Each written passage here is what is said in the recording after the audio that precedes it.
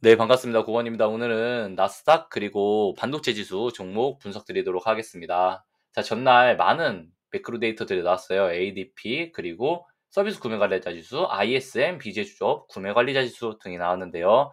어제 ADP 농업 지수가 시장 크게 하회하면서 나스닥 실시간으로 하락 출현했지만 당시에 매도하지 말자, 괜찮다라고 좀 실시간으로 안내드리는 부분 대신에 구체금리 하락하는 거는 약간 위험하다라고 볼 수 있습니다. 왜 매도하지 않았냐면 이 구간이었는데 사실 이 구간에서 매도 칠 필요가 없죠. 왜냐면은 G라인을 지지받고 있기 때문에. 여기서 어제 떨어진다고 매도했으면은 나머지 상승분 아마 이끌고 가지 못했을 것 같다라고 생각은 하고 있어요. 그래서 원래 또 시장이 ADP 고용지수에 대해서는 크게 중요도를 가져가지 않아요. 왜냐면 이틀 뒤에 나오는 비농업 고용지수가 항상 진짜기 때문에 해당 지표가 사실 정말 나쁘게 나왔어도 증시 하락폭은 크지 않았다. 그리고 요즘 증시 분위기가 항상 탄력성이 좋죠. 밀려도 바로 튀어오르는 이 탄력성이 좋기 때문에 굳이 매도하지 않는다. 어제 그리고 채권 빼고는 사실 튀는 것도 없었어요. 유비익스가 튀지도 않았고. 예.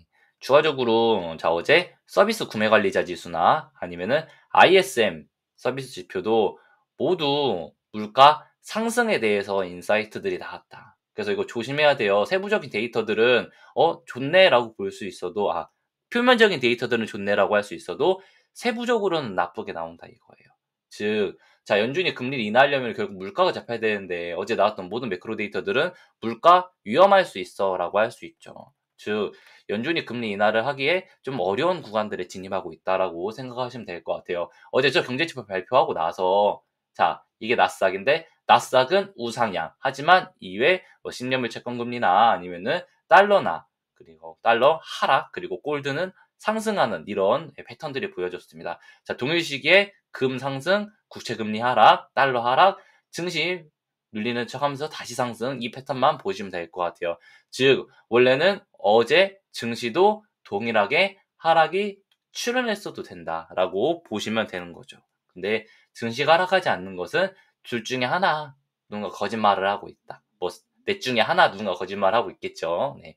자, 이 직전 패턴 보시면 돼요. 나스닥 QQQ 가져갔는데 자 직전에 10년물 국채금리 하락 그리고 달러 인덱스 하락 그리고 금에 상승할 때 직전에 나스닥이 어떻게 움직였는지에 대한 우리가 패턴을 본다면은 이후로 지금 수급이 꼬인 상태에서 자 다시 한번 더 달러 인덱스는 5월 10일경부터 하락, 국채금리도 대략 그 이후로부터 하락.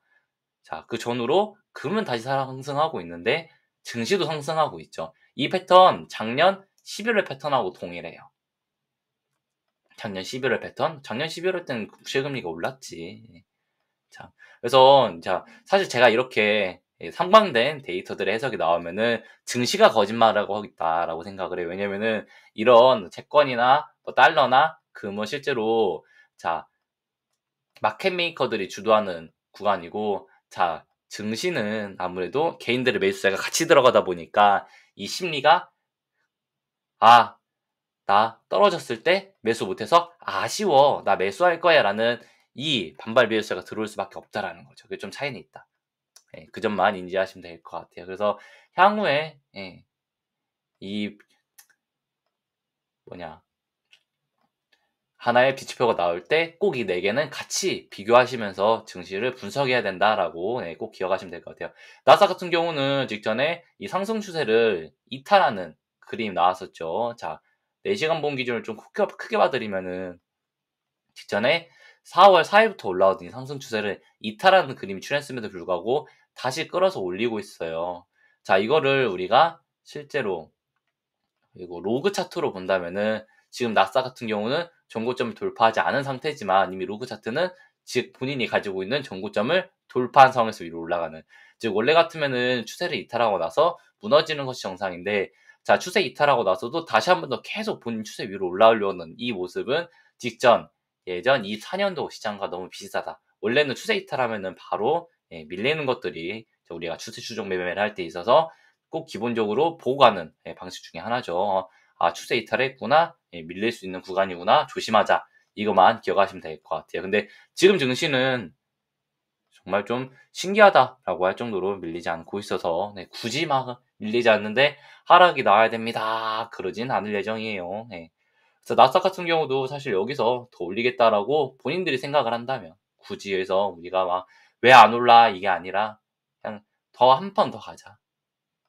한 번 더 올라가는 이 구간 돌파할 때부터는 사실 한 3%에서 5%까지도 상승이 열려 있는 구간이다라고 보시면 돼요.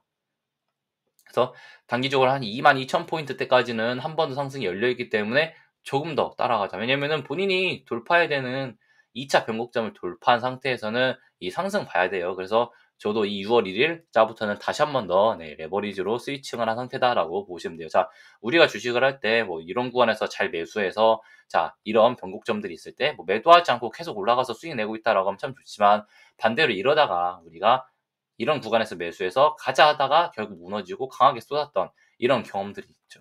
즉, 자, 무리하게 너무 가져가지 말고 항상 말씀드리지만 내가 이런 구간에서 잘 매수했어도 변곡점 구간에서는 비중 축소를 하고 변곡점 돌파하면 재매수, 돌파하지 못하면 와장창 무너지는 거는 조심해야 된다. 지금도 변곡점을 돌파한 단기 구간이기 때문에 단기적으로는 조금 더 상승을 보면서 대응할 예정이기는 해요. 네. 그 점만 인지하시면 될 것 같습니다. 근데 사실 제대로 상승이 나오려면은 조금 더 본인이 직전에 가지고 있던 5월 29일에 이 상승 패턴은 무조건 돌파가 나와줘야 아 진짜 좀 상승을 한 번 더 올라갈 수 있겠구나라고 볼 수 있어요. 자, 직전에 이렇게 하락이 출현 그리고 되돌림 파동 ABC 그리고 다시 한번 ABC 다시 한번 더 ABC 상승. 즉 지금 계속 333 패턴으로 출현하고 있는 거거든요. 여기서 4, 5로 치고 올라가 줘야 상승이 한 번 더 이루어진다라고 볼 수 있어요. 예. 반대로 현재 나스닥 같은 경우가 본인의 추세를 지금 이탈하지 않고 계속 끌고 올라가고 있지만 결국 본인이 단기적으로 가지고 있는 그리고 본인이 돌파했던 본인의 변곡점 구간인 자 21,500포인트 즉 현재가 대비해서는 대략 마이너스 1.5% 정도 더 밀리고 나면은 더 밑으로 내려갈 가능성이 존재하니까 이 하락폭 출현하고 나면은 그때 우리가 가지고 있는 레버리지를 매도할지 아니면은 아까 지표들처럼 하락이 출현했어도 매도하지 않습니다. 더 끌고 올라갑니다라고 할지는 일단 해당 증시 분위기를 실시간으로 보면서 대응하는 편이 낫다라고 말씀드리고 싶고요. 자, 현재 XOXL이 꽤 강하게 상승하고 있죠. 이틀 전에도 상승이 좀 강했고 이번에도 상승이 좀 진행되고 있고요. 네, 결국 XOXL을 상승을 이끌고 있는 것은 무엇이냐면은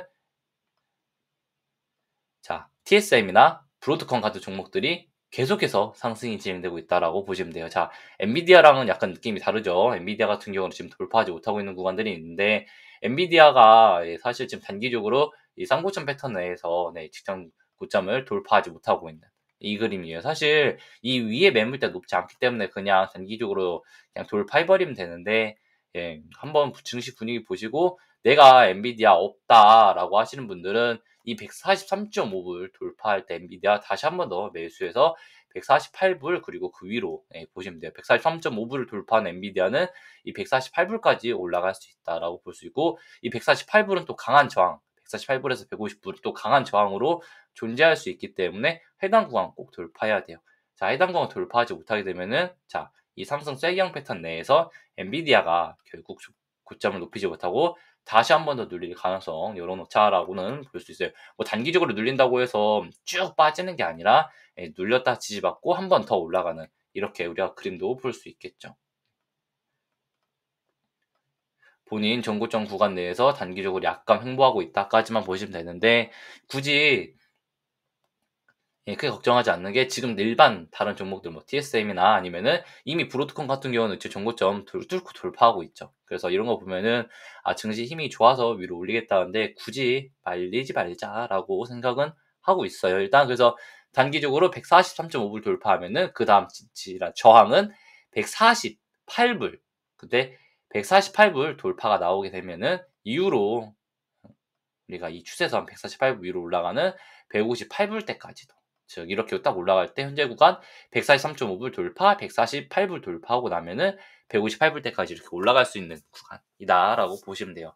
반대로 돌파하지 못하면 당연히 눌리겠죠. 이 눌리는 거는 항상 기억만 하고 가시죠.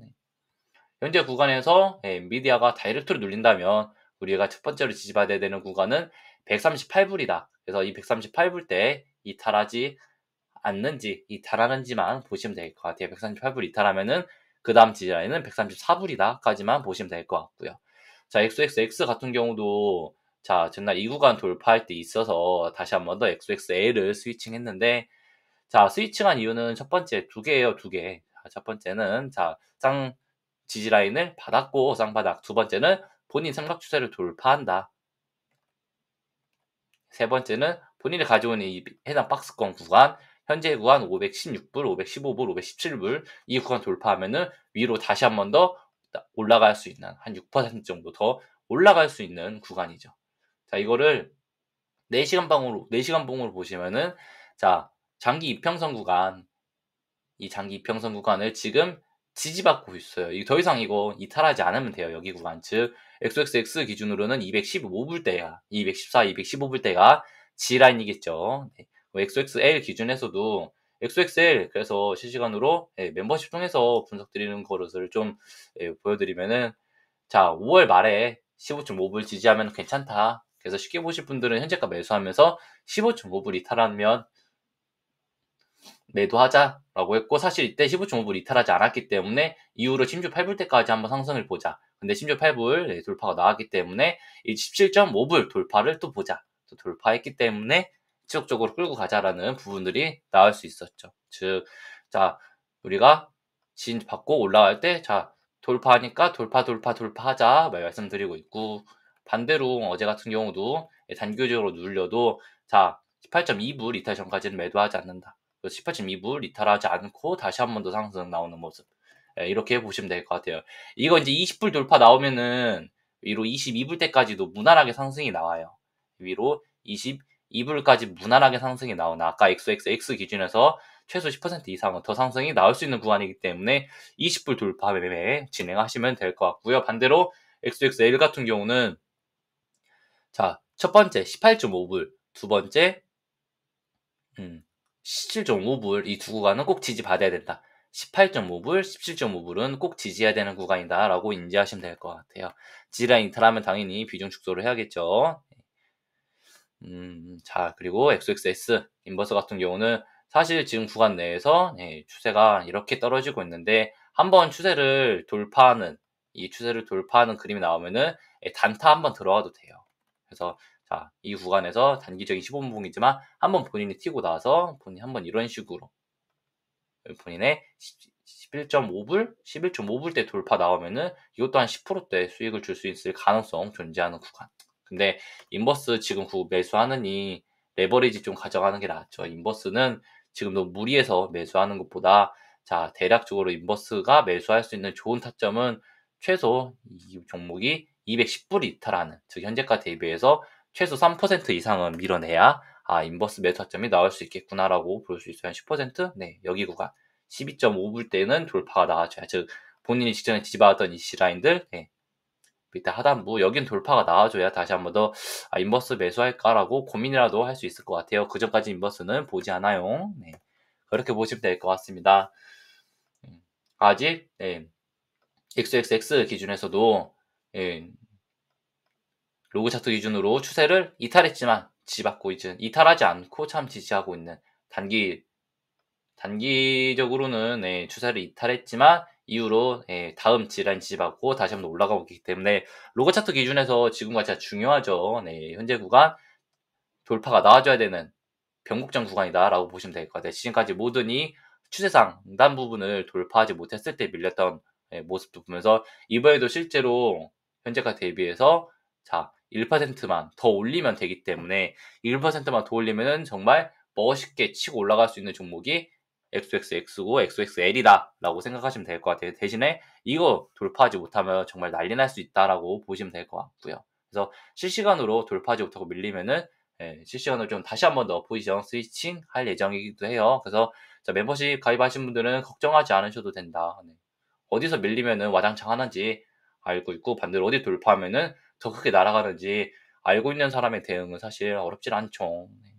마지막으로 멤버십 홍보 진행드리자면은 실시간 매매 전략을 아까 안내드린 것처럼 매일매일 진행드리고 있어요. 그래서 정기지표 발표에 따라서 그리고 오늘 어떤 식으로 매수해야 되는지 매도해야 되는지 어디를 지지받으면 괜찮은지 어디를 이탈하면 되는지 그래서 뭐 레코시든지도 지금 좋은데 어제 매도하지 말자 그래서 1.6불 위로 슈팅 나온 거 알고 있고요. 리커전 파마슈티컬주도 어제 4.9불대 이상 돌파하면 좋다라고도 좀 안내드리면서 여러 가지 종목들 실시간으로 진짜 많이 안내드리고 있어요. 뭐 우리가 보고 있는 핵심 종목들은 당연히 같이 지고 가고 있는 구간이고요.